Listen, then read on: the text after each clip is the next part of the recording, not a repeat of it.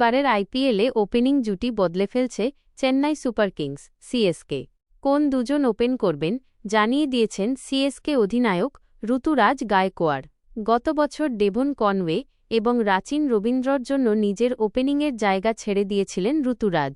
৩ নম্বরে ব্যাট করেছিলেন, কিন্তু তিনি নিশ্চিত করেছেন তিনি এবং সঞ্জুই ওপেন করবেন।